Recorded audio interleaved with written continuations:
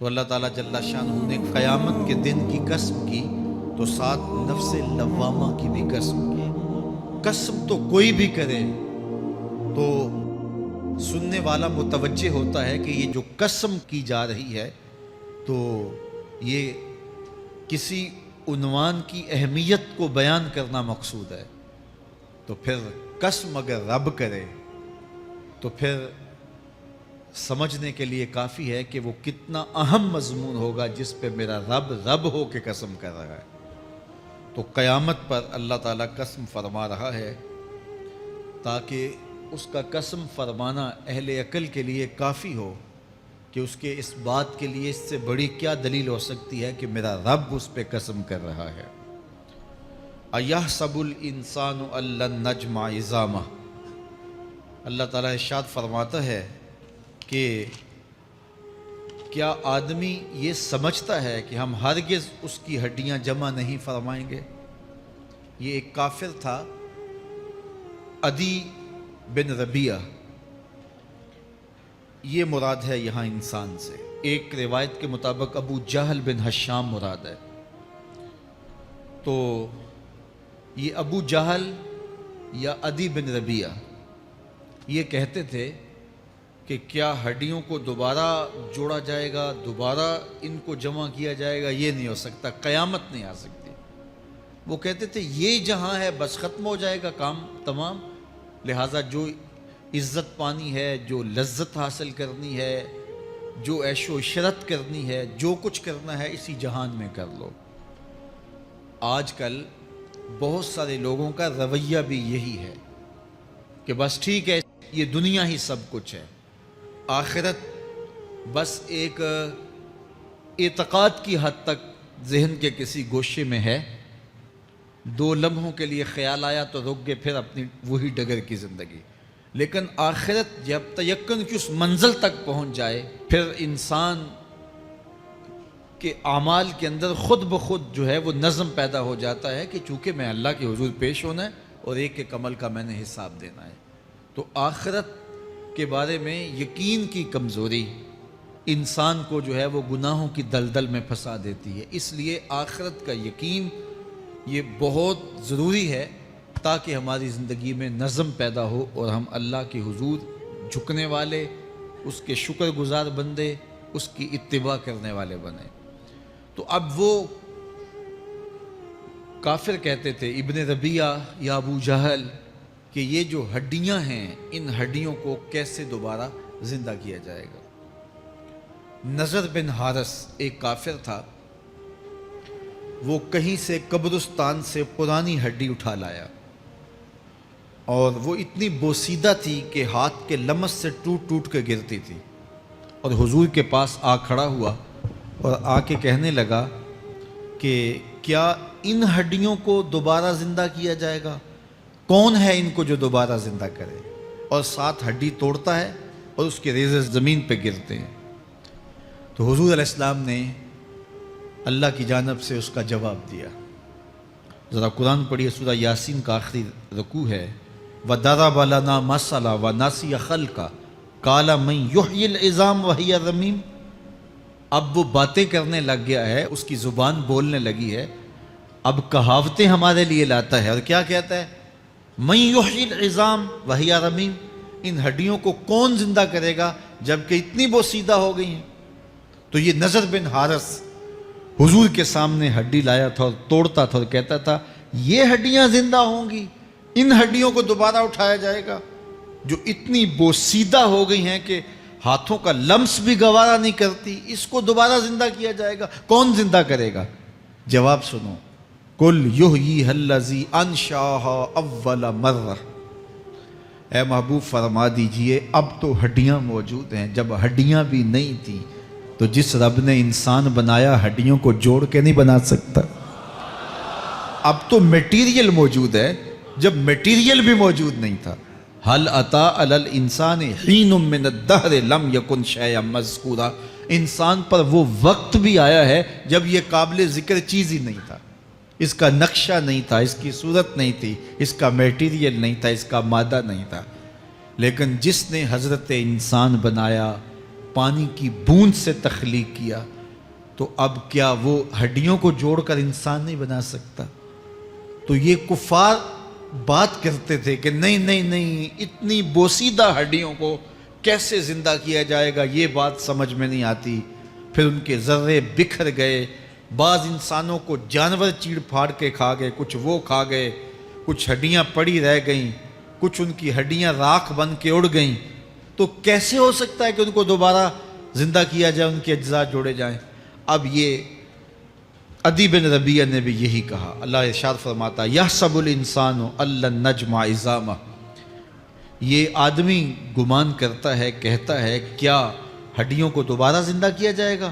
اللہ فرماتا ہے کیوں نہیں، ہم اس بات پہ قادر ہیں کہ اس کے انگلیوں کے پور پور کو دوبارہ کھڑا کر دیں، اور اس کے اجزاء جو بکھرے ہوئے ہیں ان کو ہم اکٹھا کر کے دوبارہ ان کو جوڑ دیں، ہمارے لیے کوئی مشکل نہیں ہے۔ لیکن یہ اس کا خیال ہے کہ ہڈیوں کو کیسے جوڑا جائے گا، لیکن سورہ یاسین میں جو دلیل دی اس پہ کس قدر جو ہے وہ اشش کرنے کو جی چاہتا ہے۔ فرمایا کہ قل یحییھا الذی انشأھا اول مرہ، یہ کہتے ہیں یہ ہڈیاں کون جوڑے گا؟ کہا جب ہڈیاں بھی نہیں تھی، جس نے ہڈیاں بنائی اس کے لیے جوڑنا کیا مشکل ہے؟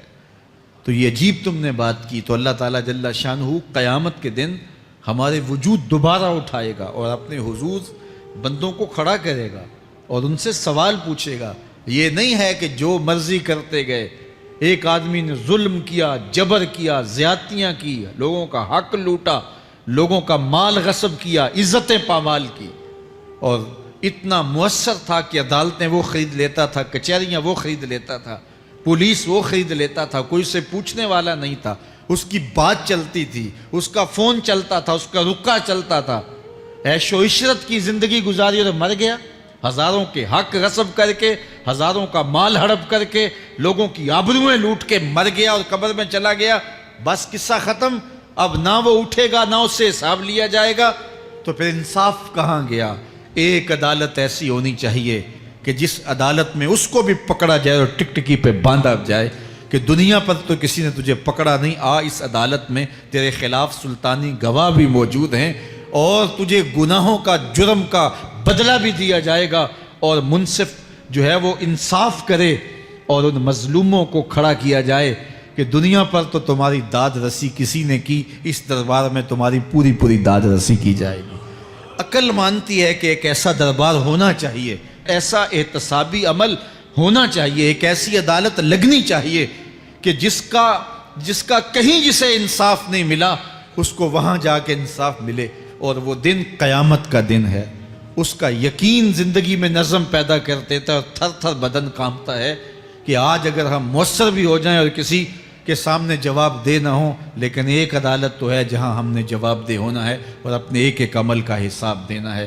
تو اللہ ارشاد فرماتا ہے کہ اس عدالت کے سامنے تم نے پیش ہونا ہے، تمہارے جوڑ جوڑ کو اللہ تعالیٰ دوبارہ کھڑا کرے گا اور اس کو دوبارہ تخلیق کرے گا اور پیدا کرے گا، اور تم دوبارہ کھڑے ہو جاؤ گے، اس کے حضور پیش ہوگے۔ بل یرید الانسان لیفجر امامہ، بلکہ آدمی چاہتا ہے کہ اس کی نگاہ کے سامنے بدی کرے۔ استغفر اللہ۔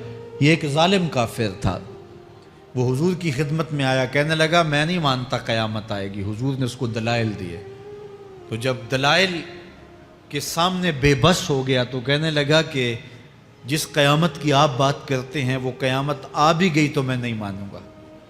اللہ اکبر۔ تو وہ انکار کرنے والوں کی انتہا ہوتی ہے، اور ذرا دیکھیے وہ کیا بول رہا ہے، بل یرید الانسان لیفجر امامہ۔ اس کی سرکشی دیکھیے، اس کا تمرد دیکھیے۔ وہ کہتا ہے اچھا اگر قیامت قائم ہوئی تو یہ گناہ، یہ جرم، یہ بدی، یہ بدکاریاں، یہ ظلم جو میں کرتا ہوں، یہ بدکاریاں رب کے سامنے کروں گا۔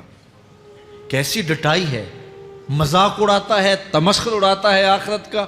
کہتا ہے جو بدیوں کا کاروبار میں نے گرم کیا ہے، جو بدکاریاں میری زندگی کا معمول ہیں، جو دادے عیش دیتا ہوں، جو عزتوں کو پامال کرتا ہوں، جو غریبوں کے پنجے توڑتا ہوں، جو لوگوں کا حق غصب کرتا ہوں، جو برائیاں کرتا ہوں، اگر قیامت قائم بھی ہو گئی تو میں یہ سارے جرم رب کے سامنے کروں گا، پھر وہ مجھے پکڑ کے دکھائے۔ اللہ اکبر۔ یسأل ایان یوم القیامہ، پھر پوچھتا ہے اچھا قیامت کب آئے گی؟ یہ تمسخر کے طور پہ پوچھتا ہے، لاؤ نہ قیامت کب آئے گی قیامت، میں جرم رب کے سامنے کرنا چاہتا ہوں۔ اللہ اکبر۔ اب جواب سنیے، اب لفظوں کا ترجمہ اس زور سے کیا ہی نہیں جا سکتا جس زور کے لفظ ہیں۔ وہ کہتا ہے قیامت کب آئے گی، میں تو یہ جرم رب کے سامنے کرنا چاہتا ہوں، کوئی قیامت نہیں ہے، مذاق اڑاتا ہے، قیامت کب آئے گی؟ آواز آئی فَإِذَا بَرِقَ الْبَصَرُ وَخَسَفَ الْقَمَرُ وَجُمِعَ الشَّمْسُ وَالْقَمَرُ۔ جب قیامت آئے گی تو آنکھیں چندھیا جائیں گے، چاند بے نور ہو جائے گا، سورج اور چاند اکٹھے ہو جائیں گے۔ یقول الانسان یومئذ این المفر۔ آج جو کہتا ہے کہاں ہے قیامت، اس دن بھاگتا پھرے گا، کوئی پناہ گاہ ہو بتاؤ، کوئی ہے ٹھکانہ چھپنے کا، کوئی پناہ گاہ ہے؟ کلا لا وزر، آواز آئے گی کوئی ٹھکانہ نہیں ہے، آج کوئی ٹھکانہ نہیں ہے۔ الی ربک یومئذ المستقر، اگر ٹھکانہ ہے تو صرف رب کے پاس ہے، انہیں ٹھکانہ ملے گا جو رب کے بندے ہیں اور اس کی دہلیز پہ آنے والے ہیں۔ یُنَبَّأُ الْإِنسَانُ یومئذ بما قدم وأخر، اللہ تعالیٰ اس دن بتا دے گا جو آگے بھیجا اور وہ بھی بتا دے گا جو پیچھے چھوڑا، ایک ایک چیز تشت ازبام ہو جائے گی۔ یوم تبلی السرائر فما لہ من قوت ولا ناصر، اللہ فرماتا سارے راز کھل جائیں گے، جو بند کمروں میں جرم کیے داد عیش دیتا رہا وہ بھی کھل جائیں گے، اور پھر کوئی طاقت نہیں ہوگی، کوئی زور نہیں ہوگا، کوئی زر نہیں ہوگا جو اس کو بے نقاب ہونے سے بچا سکے۔ اے داور حشر میرا نامہ اعمال نہ پوچھ، اس میں کئی پردہ نشینوں کے بھی نام آتے ہیں۔ تو وہ کتنا سخت دن ہوگا، ارشاد فرمایا جائے گا کہ جو آگے بھیجا، جو پیچھے چھوڑا، جو جرم کرتا رہا، جو نیکیاں کی، جو برائیاں کی، سب کچھ تشت ازبام ہو جائے گا۔ بل الانسان علی نفسہ بصیرہ، بلکہ آدمی خود اپنے حال پر اچھی طرح خود آگاہ ہے۔ ہم اسے نامہ اعمال کے دفتر دیں گے جہاں سب کچھ لکھا ہوگا۔ قرآن بتاتا جب نامہ اعمال سامنے آئے گا تو وہ بے ساختہ پکار اٹھے گا، ما لہذا الکتاب لا یغادر صغیرۃ ولا کبیرۃ الا احصاها، ہائے اس کتاب کو کیا ہوا، اس نے چھوٹی بڑی کوئی بات نہیں چھوڑی، سب کچھ لکھ دیا۔ نامہ اعمال سامنے ہوگے، زمین بولے گی، ہاتھ پاؤں بولیں گے، فرشتے بولیں گے، کرامن کاتبین بتائیں گے یہ کیا کیا جرم کرتا رہا، کیا کیا گناہ کرتا رہا۔ تو اس دن ہر شے سامنے آ جائے گی، تو یہ تو ثبوت ہوں گے ہی ہوں گے، لیکن اللہ فرماتا ہے ثبوت تو اپنی جگہ، لیکن بل الانسان علی نفسہ بصیرہ، کیا انسان کو خود نہیں پتا کہ وہ کہاں کھڑا ہے؟ اس کو اپنے جرائم کی فہرست خود یاد ہے، اس کے ضمیر پہ خود اس کا بوجھ موجود ہے، اسے یہ نامہ اعمال نہ بتاتے، فرشتے نہ بتاتے، پھر بھی اسے پتا تھا کہ میں کیا ہوں اور کہاں میں نے جرم کیا ہے۔ وَلَوْ أَلْقَى مَعَاذِيرَهُ، اللہ اکبر، اگر اس کے پاس جتنے بہانے ہوں سب لا ڈالے، جب بھی کوئی اس کا بہانہ نہیں سنا جائے گا۔ قیامت کا دن ہوگا، دنیا کے اوپر تو بہانوں سے انسان بچ نکلتا ہے، کوئی جھوٹ بول لیا، کوئی جھوٹا گواہ پیش کر دیا، کوئی مکر کر لیا، کوئی رشوت چل گئی، کوئی سفارش کام آ گئی، کوئی بہانہ تراش لیا، بات کو توڑ موڑ کے پیش کر لیا۔ لیکن قیامت کا جب دن ہوگا تو کوئی نہ جھوٹا گواہ چلے گا، نہ رب کی پولیس رشوت لیتی ہے، نہ وہاں انصاف کے خلاف کوئی کام ہوگا، اور نہ ہی کوئی بہانہ چل سکے گا۔ اللہ اکبر۔ دوسری بات مفسرین نے یہ بھی لکھی کہ بعض اوقات یہ ہوتا ہے کہ انسان اپنے گناہ پر، اپنے جرم پر کوئی بہانہ تلاش کر کے لوگوں کو مطمئن کر لیتا ہے۔ جو اس نے جرم کیا، کسی سے زیادتی کی، کسی کا حق غصب کیا، تو لوگوں نے ملامت کی تو وہ کوئی بہانہ تلاشتا ہے اور لوگوں کو مطمئن کر لیتا ہے۔ بعض اوقات لاجواب کر دیتا ہے، بعض اوقات مطمئن بھی کر لیتا ہے۔ وہ لوگوں کو تو مطمئن کر لیتا ہے لیکن وہ خود مطمئن نہیں ہو سکتا۔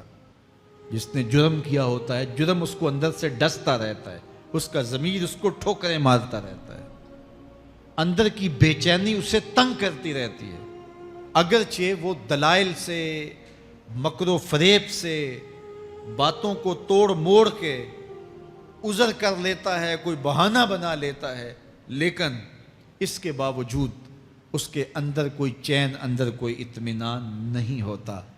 اللہ اکبر! تو مجرم بے چین رہتا ہے۔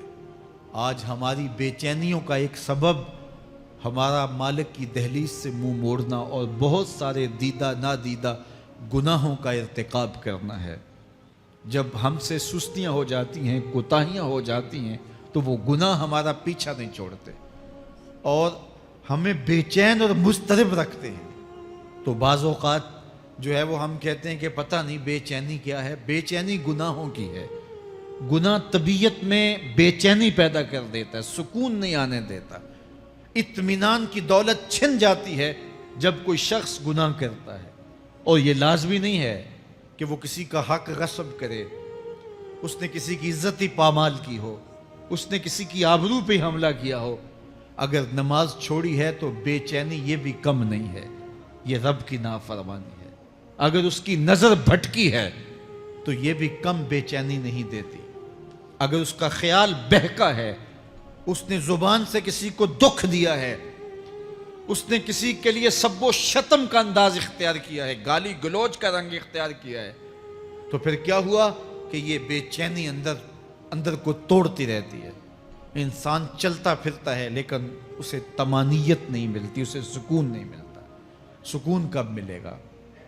سکون تب ملتا ہے جب کسی سے زیادتی کی ہو تو اس سے جا کے معافی مانگ لی جائے، اور اس لجاجت کے ساتھ معافی مانگی جائے کہ وہ مجبور ہو جائے معاف کرنے پہ، تو پھر اندر طمانیت اتر جاتی ہے۔ اگر رب کی نافرمانیاں کی ہیں تو لیلۃ القدر کے دامن میں اس سے معافی مانگ لو، اتنی لجاجت سے معافی مانگو، اس قدر رو کے معافی مانگو، ترلے منت پہ اتر آؤ، ہاتھ جوڑو، آنسو بہاؤ، چیخو، چلاؤ، رو، اس کی دہلیز سے لپٹ جاؤ، اس سے اپنے گناہوں کی معذرت کرو۔ جب مالک نے معاف کر دی، اندر کی ساری بے چینیاں مٹ جائیں گی، دل کو قرار مل جائے گا، دل کو تسکین نصیب ہوگی۔ تسکین اس کی دہلیز سے تمہیں ملے گی، یہ اندر سے پھوٹتی ہے، باہر سے نہیں آتی ہے۔ تسکین کے قافلے اندر ہی اترتے ہیں، اندر سے اس کے سوتے پھوٹتے ہیں، اس کے چشمے پھوٹتے ہیں۔ ہم باہر سے ڈھونڈتے ہیں، باہر سے تسکین نہیں ملتی، یہ اندر سے آئے گی۔ اس لیے اس دل کے اوپر لگے ہوئے میل کچیل کو، غلاظت کو دور کر لو اور کھرچ دو دل کے اوپر پڑے ہوئے جتنے بھی زنگ ہیں، تو پھر نتیجہ کیا ہوگا؟ دل ستھرا ہوگا، مصفا ہوگا، مزکا ہوگا، تو پھر دل پر نور ہوگا، تو پھر آپ کو زندگی گزارنے کا لطف اور سرور اور مزہ آنے لگ جائے گا۔ تو انسان جب دلیلیں تراشتا ہے، اس سے ایک بعض اوقات اپنے آپ کو بھی مطمئن کرنے کی کوشش کرتا ہے، اوروں کو بھی مطمئن کر لیتا ہے، لیکن حقیقت میں اطمینان نہیں ہوتا، وہ بے چینی ہوتی ہے۔ تو اللہ تعالیٰ جل شانہ اس کہانی کو بیان کرتے ہوئے ایک اور مضمون کو بیان کیا، اور یہ بالکل درمیان میں جملہ معترضہ کے طور پہ جو ہے وہ نظر آ رہا ہے کہ بات تو چل رہی ہے، تو اچانک اللہ اپنے محبوب سے مخاطبہ فرماتا ہے اور کیا ارشاد کرتا ہے؟ لا تحرک بہ لسانک لتعجل بہ۔ تو یہ اچانک بات کیوں آ گئی؟ اصل بات یہ تھی کہ جب وحی نازل ہوتی تو آقا کریم علیہ السلام ہمہ تن گوش ہو کے اس وحی کو سنتے، پھر اس کو محفوظ کرنے کی فکر ہوتی کہ جو میں نے سنا ہے وہ اچھی طرح مجھے یاد ہو جائے، اور پھر آقا کریم علیہ السلام کی تیسری فکر یہ ہوتی کہ اس کے جو معارف ہیں، اسرار ہیں، اور اس کے جو ثمرات ہیں، اس کی جو تفصیلات اور نکلنے والے اس کے نتائج ہیں، وہ بھی اچھی طرح جو ہے وہ میں سمجھ پاؤں۔ تو یہ تین مشقتیں بیک وقت حضور گوارا کر رہے ہوتے۔ اب قیامت کا ہولناک منظر جو پیش کیا گیا، اور پھر انسان جب اپنے رب کی نافرمانی کرتا ہے تو جو اس کا حال ہوتا ہے، تو یہ سارے مضامین کو اللہ کے محبوب سن رہے تھے۔ حضور کے قلب اطہر پر گرانی آئی، اور میرے رب کو کیسے گوارا تھا۔ جو حضور سن رہے تھے جلدی جلدی اس کو زبان پہ لانا چاہ رہے تھے تاکہ وہ اچھی طرح ازبر ہو جائے، لیکن اللہ نے محبوب کی اس مشقت کو دیکھا تو فرمایا لا تحرک بہ لسانک لتعجل بہ۔ محبوب آپ اپنی زبان کو جنبش نہ دیں، آپ جلدی کرتے ہیں تاکہ وہ جو میں نے سنا ہے وہ میری زبان پہ آ جائے، ان علینا جمعہ و قرآن، یہ ہمارے اوپر ہے، ہم آپ کے دل میں جمع بھی کریں گے، جو آپ کو سکھایا ہے وہ آپ کو یاد بھی رہے گا، وہ آپ بھول نہیں سکیں گے۔ فَإِذَا قَرَأْنَاهُ فَاتَّبِعْ قُرْآنَ، اور جب ہم پڑھ لیں تو پھر اس کے بعد آپ اس کو دہرائیں پڑھیں۔ ثُمَّ إِنَّ عَلَيْنَا بَيَانًا، پھر اس کی تفصیل بھی ہمارے ذمہ ہے، اس کا بیان بھی ہمارے ذمہ ہے۔ اس سے وہ لوگ جو حجیت حدیث کا انکار کرتے ہیں اور پھر وہ کہتے ہیں کہ نہیں بس قرآن مجید کی آیات ہی ہیں، اس کے علاوہ اور کچھ نہیں ہے، وہ من اللہ نہیں ہے، تو یہاں غور کرنا ہے۔ ثم ان علینا بیانہ فرمایا گیا، پھر ہمارے اوپر ہے اس کا بیان جو آپ کو ہم القاء کریں۔ اور آقا کریم نے فرمایا